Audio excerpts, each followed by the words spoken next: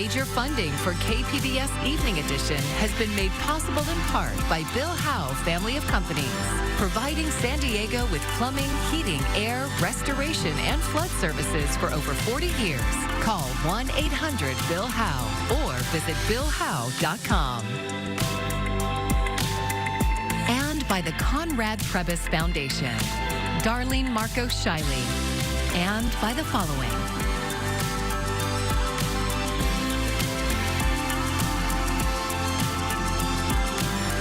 And by viewers like you. Thank you.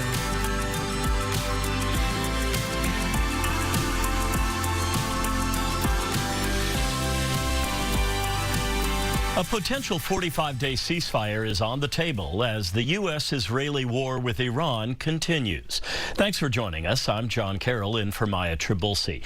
This comes as President Donald Trump is threatening to dramatically escalate the conflict and as a U.S. service member was rescued in Iran after his F-15 was shot down. Lee Waldman brings us the latest.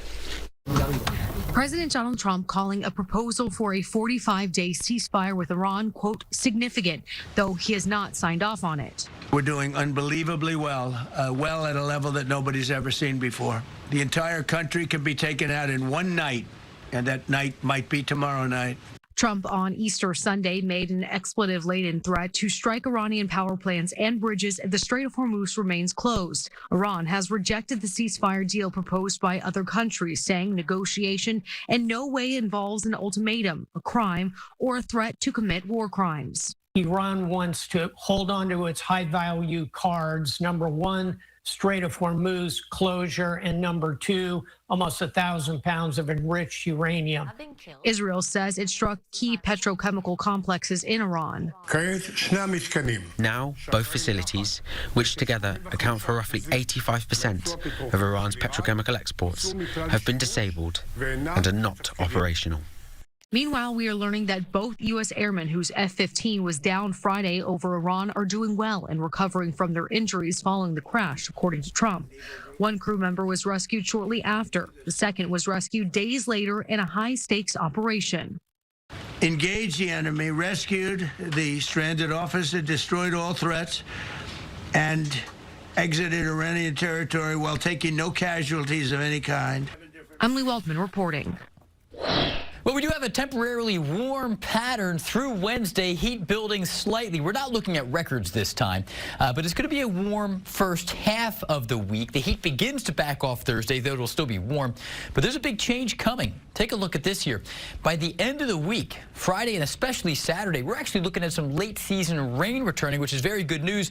Onshore flow, there's your low pressure system. And there we are Saturday late morning with some rain in the neighborhood. We'll talk about this coming up. A hot and parched March accelerated the drying out of brush in San Diego County. KPBS environment reporter Tammy Murga says if hot, dry conditions persist, fire officials warn of more dangerous wildfire activity. A huge plume of smoke cut Easter Sunday celebration short for many San Marcos residents yesterday. The 2-acre fire forced evacuations near Cal State San Marcos. It was the second fire in the last week to force evacuations in San Diego County.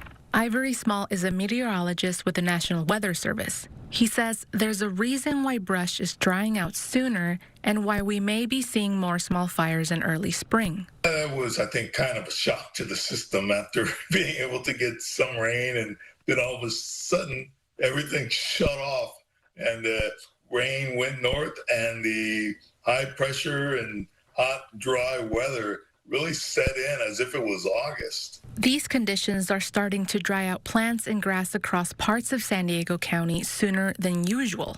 The grass is still green in some parts of the county, but it is starting to turn brown.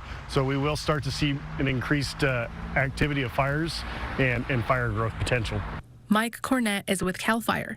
He's urging residents to take steps now to reduce fire risks. Make sure that our homes are being safe by creating that defensible space, creating that fire-wise landscape. Small says the region could get some rain in the coming weeks. Tammy Murga, KPBS News. The San Diego Community College District is holding a special meeting right now to discuss renaming its Cesar E. Chavez campus. The change is being made in light of recent abuse allegations against the civil rights leader. The campus in Barrio Logan serves adult students enrolled in the College of Continuing Education. The Board of Trustees also plans to sign a petition to change the name of the street where the school is located. The College of Continuing Education president says they are committed to a thoughtful, transparent process that reflects the voices and values of the community we serve. The district chancellor says it's too early to know what the new name could be. The Department of Education announced it is dissolving Title IX agreements with 5 school districts intended to protect transgender students' rights. The La Mesa Spring Valley School District is among them. Title IX prohibits discrimination based on sex in any federally funded program. The Education Department says previous administrations wrongly interpreted it to prevent discrimination based on gender identity, not sex. Travel experts are warning people to book summer trips now because ticket prices are likely to go up soon. It's due in part to rising jet fuel costs because of the ongoing war with Iran.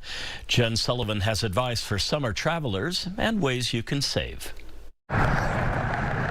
Jet fuel prices are soaring, and summer travelers are being warned to brace for higher ticket prices. If you are traveling this summer and you need to book a flight, book it immediately. Going.com travel expert Katie Nastro says the sooner you book your trip, the more likely you'll get a good deal, especially now. That's because the war with Iran has caused a global disruption in oil production. Maritime traffic through the Strait of Hormuz has effectively halted. As of Monday, the average price of regular gas in the U.S. was $4.12 per gallon. Since the war broke out, gas prices have jumped more than 38%, according to AAA, and other types of fuel costs are rising for the same reason, and that could mean higher airfares for travelers. Jet fuel is a large expense for airlines. It's roughly the second largest expense for them. Jet fuel prices have doubled in the last 2 months. Fuel represents 20 to 30% of their overall costs, according to airlines' financial reports. And Nastro says it's risky for airlines to drastically increase prices. If demand completely bottoms out, then they're going to have to soften their prices. Here's a tip if you're looking to travel this fall.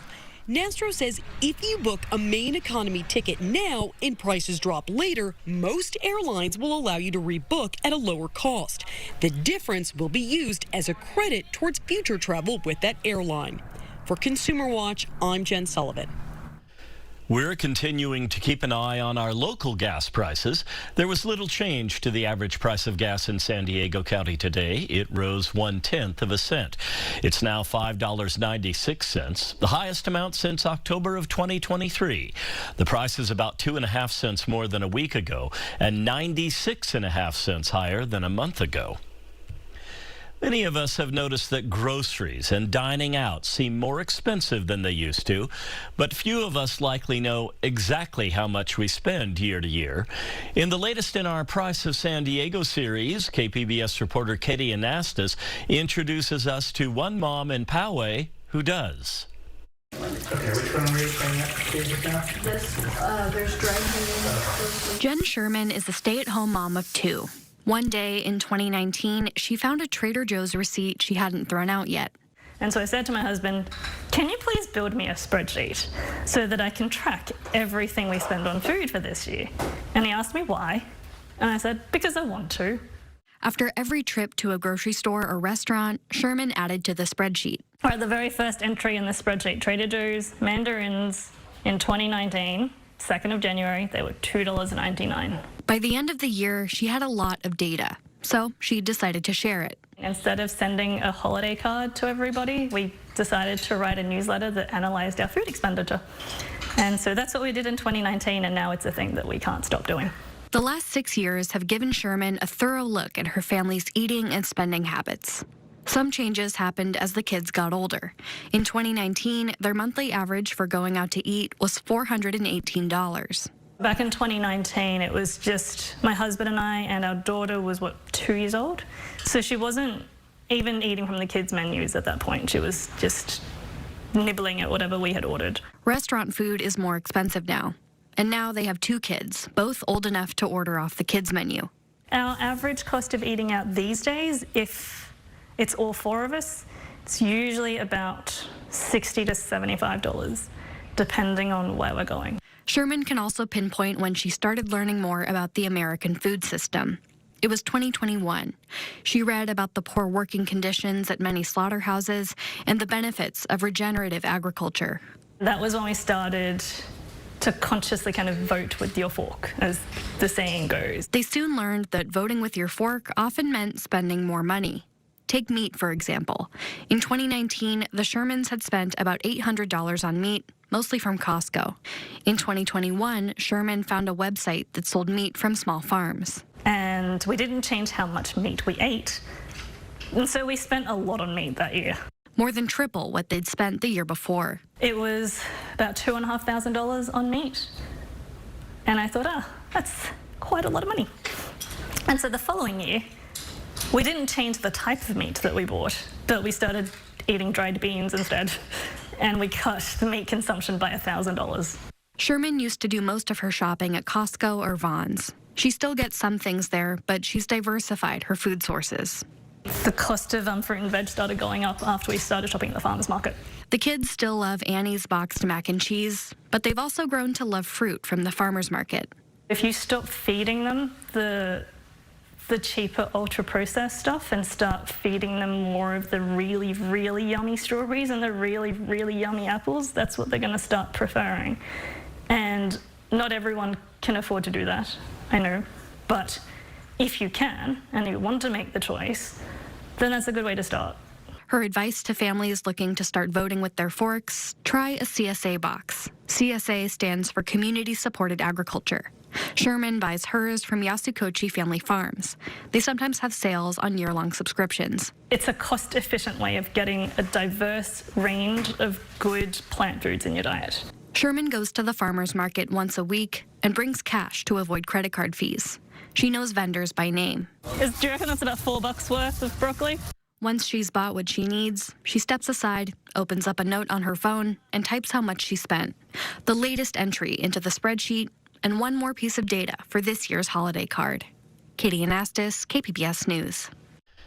That story is part of our Price of San Diego series. We have more cost of living stories about everything from rising gas prices to saving money on live sports events. You can check it all out online at kpbs.org/Price of San Diego. I'm Jeff Bennett. Tonight on the NewsHour, President Trump ramps up his threats against Iran after it rejects a ceasefire proposal. That's at 7 after Evening Edition on KPBS. We'll soon get a chance to hear from the candidates in the crowded California governor's race. CNN is hosting a debate on May 5th in Los Angeles. It will be moderated by anchors Alex Michelson and Caitlin Collins. 2 Republicans and 6 Democrats are in the running for the June 2nd primary election. The candidates who receive the most votes will advance to the general election. A new state campaign is warning about a new generation of nicotine products. KPBS reporter Heidi DeMarco has more from San Diego advocates who say the industry is evolving, and so are the risks.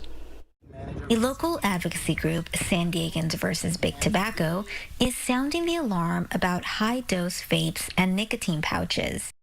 Adrian Kwiatkowski warns the tobacco industry is moving fast. It's like the game of whack-a-mole. The minute you regulate one product, they pop up with a brand new one.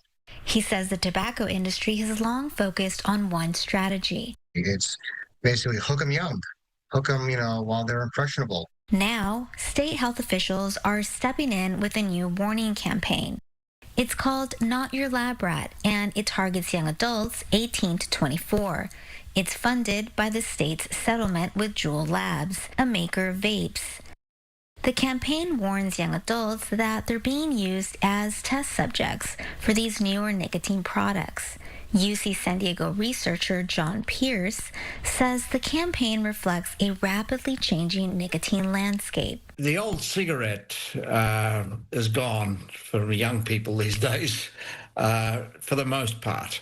That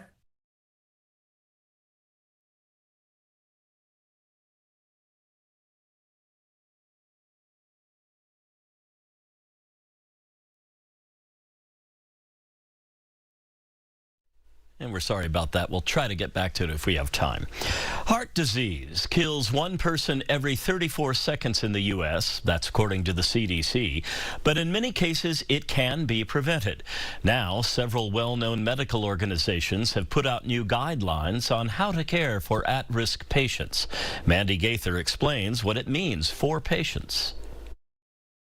For the first time since 2018, the guidelines on how doctors can help heart patients have been updated. The American Heart Association, the American College of Cardiology, and 9 other medical organizations have some new recommendations for those who have something called dyslipidemia. It's an unhealthy balance of lipids or fats in the bloodstream and a huge risk factor for cardiovascular diseases. There's been a lot of new updates in terms of how we treat high cholesterol, new medications, new tests that we can run also. So this is kind of a much needed update. Dr. Jim Liu with the Ohio State University Wexner Medical Center says the overall frame of the guidelines is still the same. What's different is determining who's likely to develop heart disease or have a cardiac event before either of those things can happen, using a new tool called a prevent calculator. It's a much more modern risk calculator that incorporates, more modern things. And it's also a more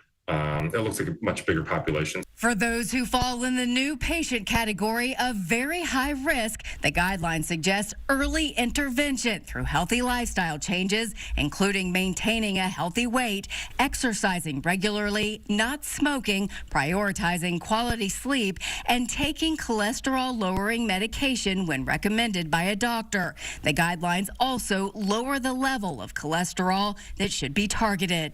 The earlier you treat, to lower targets and for longer is overall better for heart health. For Health Minute, I'm Mandy Gaither.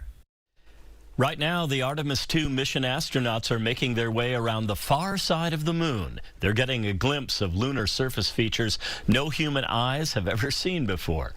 As Michael Yoshida reports, the crew is also set to set a record for the farthest distance any human has been from Earth. The Artemis II crew passing by the far side of the moon, getting views that could offer a rare glimpse into some of the moon's mysteries, as well as critical information for future missions that aim to put astronauts back on the lunar surface. Hello, Artemis II. This is Apollo astronaut Jim Lovell. Welcome to my old neighborhood. On day 6 of their mission, the crew of Artemis II waking up to a recording from recently deceased Apollo 13 astronaut Jim Lovell. I'm proud to pass that torch on to you as you swing around the moon and lay the groundwork for missions to Mars. Their lunar flyby breaking his record, traveling farther from Earth than any human, and setting eyes on parts of the moon no human has before. We most importantly choose this moment to challenge this generation and the next to make sure this record is not long-lived. At their closest, an estimated distance of 4,070 miles from the moon, the crew will be surveying the moon's far side, which always faces away from Earth. The astronauts received extensive training from experts in how to scientifically observe the moon and its unique features. They'll be taking pictures, making observations, pretty much the whole day event. Views that can reveal more about its history. Also noting details on soil composition, terrain, and other insights that will be vital to future missions. At some point, we got to go back to the surface, and we're doing a bit of a recon right now, in addition to testing the spacecraft. In all, the astronauts have roughly 7 hours to look, take notes, and photos during the flyby. We're going to learn an awful lot about the spacecraft, which is pretty paramount to set up for subsequent missions like Artemis III in 2027, and of course, the lunar landing itself on Artemis IV in 2028. And after the crew's lunar flyby ends, they'll begin transferring some of their observations and images back to mission control. We're told that NASA's science team will then begin reviewing those images and observations and will review them with the crew.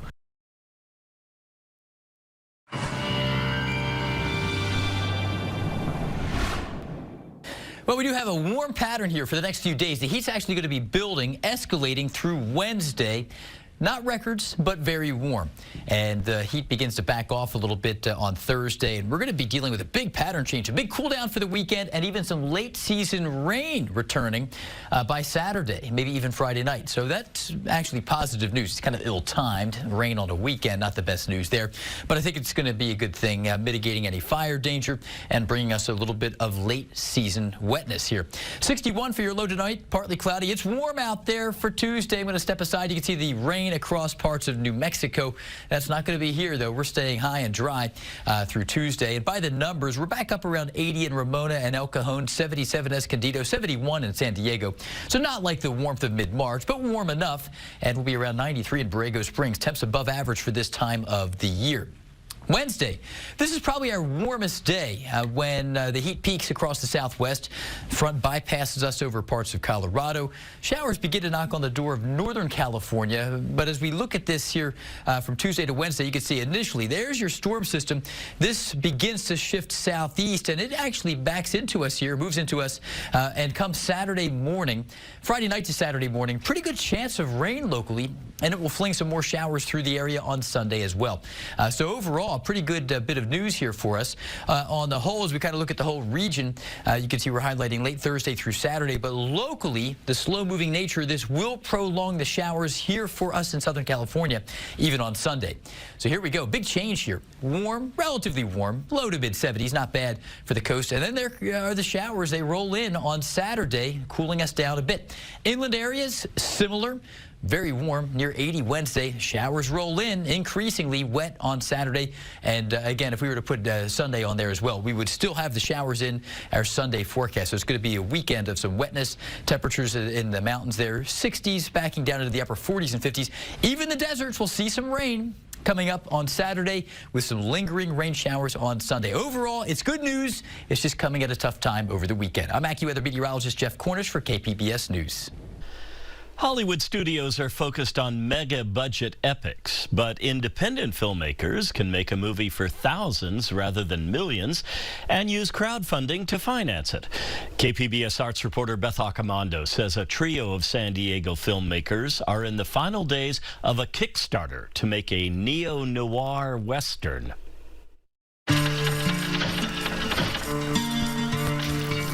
This is the rehearsal room acting studio, and this place is my second home. This is where I was inspired to pursue writing and to really focus on my craft as an actor. Daniel Figueroa began coming to Carrie Scott's rehearsal room in 2023 and has kept coming back because it's a safe place to create. You take chances, you take risks, and sometimes they work, sometimes they don't, but that's what's encouraged here. It gave him the confidence to launch a Kickstarter to finance a film he wrote. So my project is The Last Favor. It is a neo-Western crime thriller. Follows two childhood best friends turned criminals who are on the run after a arms deal goes violently wrong. Figueroa points to No Country for Old Men, Hell or High Water, and Breaking Bad as inspiration. However, at the heart of it, it's actually about family and brotherhood and relationships, and a big element of this story comes from the relationships with these two childhood friends, but also our main character's relationship with his abuela. For me, it was really important to kind of bring a part of my life into this. With the emotional stakes in this come from that connection, that sense of responsibility to family. The importance of relationships plays out on screen and off. Figueroa and Derek Vaudry play the best friends in the film and became friends at the rehearsal room. And Derek was one of those people, too, that also kind of pushed me to be like, hey, let's create something special. The third member of the creative team is also a friend, Caitlin Weiss. While Weiss has a master's degree in producing film and television, Figueroa confesses he never went to film school. I did not go to film school. I believe it was Tarantino who said, I didn't go to film school, I went to films. And that's exactly what I've done. But he's also gotten an education by acting in other people's films. I did one in 2024 called Sounds for the Gram. It's a very fun horror comedy short film. And just this past year, I was part of a very special project called Decima. It's a Puerto Rican-based short film. And it was my first time that I booked a lead role. But right now, all his attention is focused on getting The Last Favor funded and made. Down the road, he hopes to screen it at film festivals and maybe even turn it into a feature. But first things first. I'm just focused on creating a compelling story that's really character-driven, that gives you chills, thrills, that moves people and, you know, inspires. That's a big thing for me too. We want to put it at such a scale where it inspires other filmmakers, other indie filmmakers, other creators to be like, wait, we can go for this. We can, this idea that we've had for so long, let's make it happen. What's limiting us? Currently, the project has raised $13,000 of its $20,000 goal, with 16 days to go.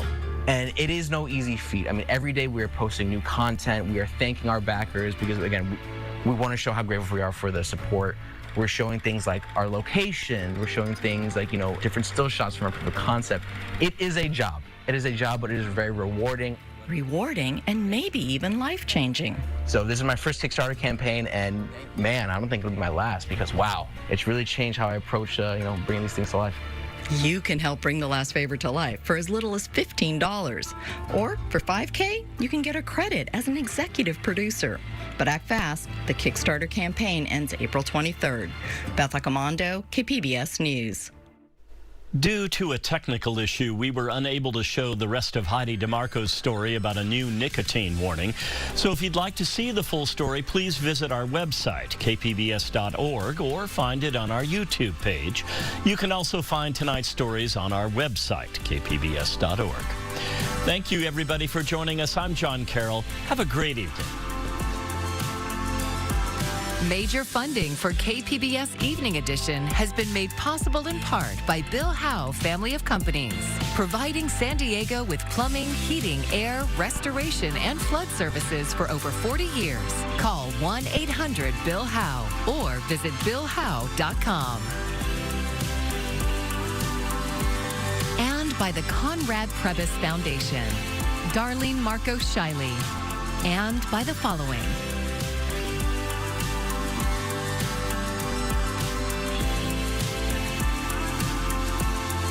by viewers like you. Thank you.